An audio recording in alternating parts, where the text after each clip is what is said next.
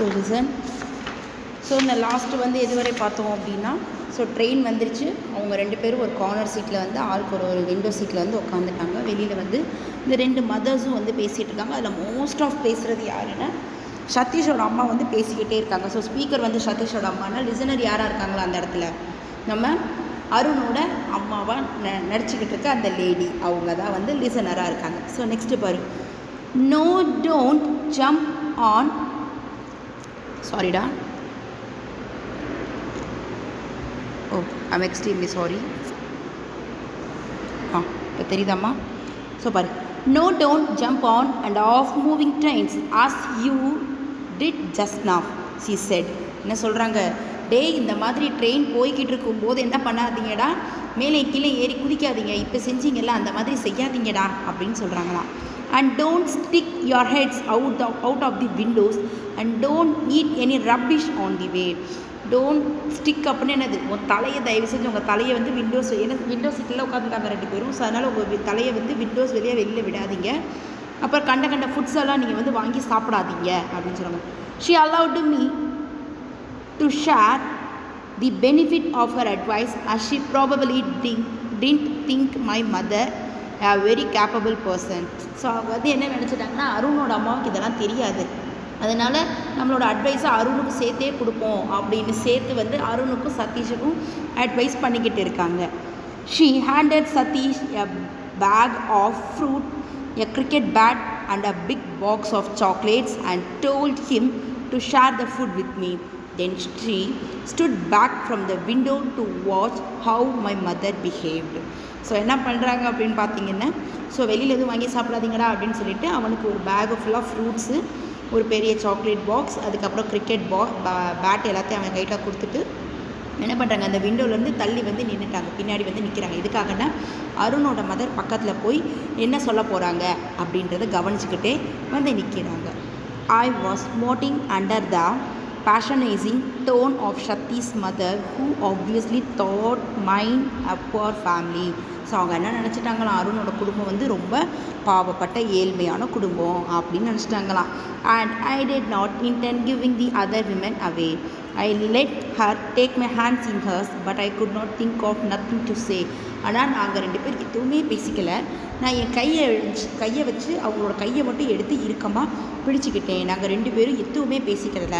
I was conscious of Satish mother starting at as with hot beady eyes, and I found myself hating her with a firm unreasoning hate. So வந்துட்டு என்னதுன்னா, Satish mother ரொம்ப ஈகராக wait பண்ணுறாங்க, என்னடா பேச போகிறாங்க அப்படின்னு. But நான் அந்த மாதிரி எந்த இடத்துலையும் என்னோடய ஃபேமிலியையும் இவங்களையும் நான் விட்டு கொடுக்கவே விரும்பலை. இதை பார்க்கும்போது எனக்கு அவங்க மேலே ஒரு சின்ன காரணம் இல்லாத வெறுப்பு வருது. என்னடா இவங்க இப்படி அடுத்தவங்க பேசுகிறத விட்டு பார்க்குறாங்களே அப்படிங்கிற மாதிரி ஒரு தாட் எனக்கு வந்துருச்சு அப்படிங்கிறான். The god walked up the platform, blowing his whistle for the train to leave. I looked straight into the eyes of the woman who held my hand and she smiled in a gentle, understanding way. So அந்த நேரம் பார்த்து யார், God அப்படின்னா யாருன்னா, அந்த train போகும்போது பார்த்துருக்கீங்களா, ஒருத்தர் வந்து ஸ்டேஷனில் வந்து நிற்பார், எப்போவுமே லைட் காட்டுவார்.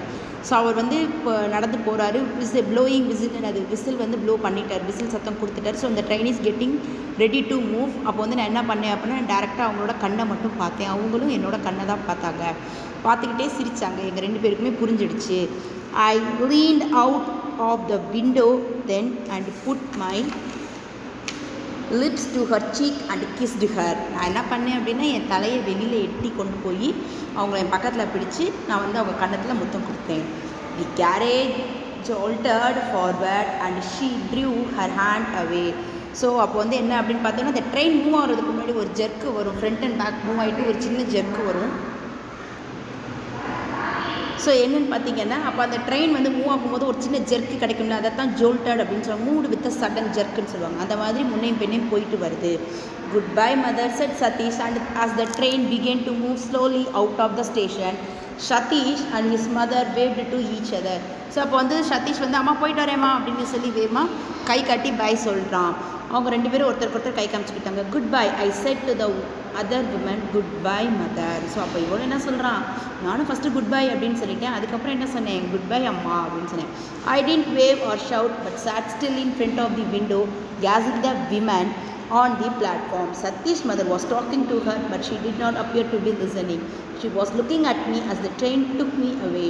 She stood there on the busy platform, a pale, sweet woman in white, and I watched her until she was lost in the milling crowd. So என்னது அப்படின்னா, நாங்கள் ஒருத்தருக்கு வந்து சத்தமாக பாய் சொல்லலை, கத்திக்கிடலை, கையாட்டிக்கல. பட் இருந்தாலும் நான் வந்து என்ன பண்ணேன், ஐ ஆம் ஸ்குவாட்டிங்னா முணுமுணுத்தேன். என்னன்னு சொன்னேன்னா, போயிட்டு வரேன் அம்மா அப்படின்னு சொன்னேன். அவங்களும் வந்து கத்தலை, ஒன்றும் சொல்லலை. பட் என்ன அப்படின்னா, நான் அந்த விண்டோ வழியாக அவங்கள பார்த்துக்கிட்டே இருக்கேன். அவ்வளோ அன்பான, அழகான, அந்த கருணை நிறைந்த அந்த மதரை வந்து நான் பார்த்துக்கிட்டே இருந்தேன். எப்போ வரைக்கும் பார்த்தேன் அப்படின்னா, என்னோடய கண்ணில் இருந்து, அந்த கூட்டத்துக்குள்ளேருந்து அவங்க மறையிற வரைக்கும் அவங்கள நான் பார்த்துக்கிட்டே இருந்தேன். ஆனால் சதீஷோட மதர் என்ன பண்ணுறாங்க, அப்போ கூட பேசிக்கிட்டே தான் இருந்தாங்க. ஆனால் அந்த மதர் வந்து அந்த ஒயிட் சாரி கட்டியிருந்தாங்கல்ல, அருணோட அம்மாவை நடித்தவங்க, அவங்க வந்து அவங்களோட சதீஷ் மதர் என்ன சொல்கிறாங்களோ அதை கேட்கவே இல்லை. ஏன்னா அவங்க பார்வை முழுக்க எங்கே இருந்தது, எம்எல்ஏயும் என்னை கூட்டிகிட்டு போகிற அந்த ட்ரெயின் மேலே மட்டும்தான் இருந்தது அப்படின்னு சொல்லி இந்த ஸ்டோரியை கம்ப்ளீட் பண்ணியிருக்காரு நம்ம ரஸ்கின் பாண்ட். ஸோ இந்த ரஸ்கின் பாண்டு பற்றி போகணும் அப்படின்னா, அவர் ஆக்சுவலாக யார் அப்படின்னா ஒரு இந்தியன் ரைட்டர் இவர். ஓகேவா? About the author பாரு ஒரு நிமிஷம். Ruskin bond is a short story writer, novelist and the poet, the favorite writer of Indian children. His first, அதாவது இந்தியன் சில்ட்ரனோட ரொம்ப ஃபேவரட்டான ஆத்தர் யார் அப்படின்னா நம்ம ரஸ்கின் பாண்டு தான். ஓகேவா? ஸோ இவர் பற்றி பாரு, இவர் யார் அப்படின்னு பார்த்தோன்னு வச்சுக்கோவே.